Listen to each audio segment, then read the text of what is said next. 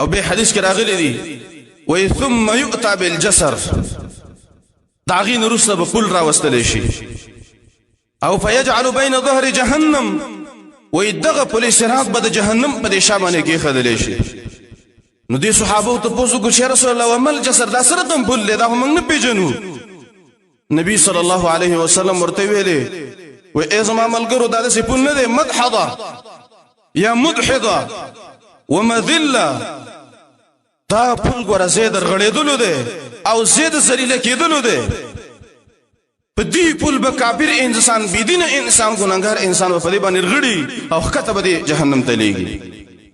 به نبی صلی الله علیه وسلم ویلي وای علیها خطاطیف په دې پل صراط په سکونډي لګېدلې لکه قصاب جب کې دا غوخه راځوړنده کلی د سکونډي په دې پل صراط باندې لګېدلې او وکلالی بعضې به وړي وړي کونډي او حسک او بعضې به داسې کونډي لکه دا میان جب کې دا خلک نیسي داسې کونډې به په دې پل صراط باندې لګېدلې او رسول الله فرمایي تیرې تیرې به دا کونډې او بیا رسول الله فرمایي لها شوک عقیفه په دې پل صراط په عقیفه ازغې لګېدلې عقیفه ازغې کوم دی وایي تکون بنجد دا په نجد کې کېږي او درې څلور طرفونه لري ازغې یو وي خو لیکن دوه درې طرفونه لري او یقال لها السعدان دی عقیفه د سعدانه ونه ویل کېږي په نجد کې ویدا کېږي او نبی صلی الله علیه وسلم ویلي چې دا په دې پل صراط باندې لګېدلې نو بعضې انسانان به داسې چې پې ور روان به شي کونډه به پې حمله وکړي ډایرکټي به جهنم ته وغورځوي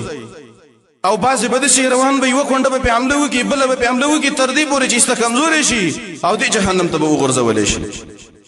او بیا به دا ګناهګاران ورتېرېږي مسلم کې حدیث دی مأمورة بأخذ من أمرت به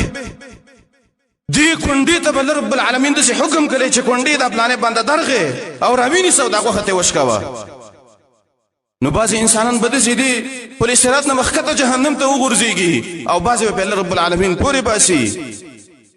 کوم چې د ښکته ولګي ایمان پکې نو هغه به د خپلو ګناهونو مطابق په جهنم کې وسوځي او کوم چې کافران دي هغه به همیشه په دې جهنم کې پراته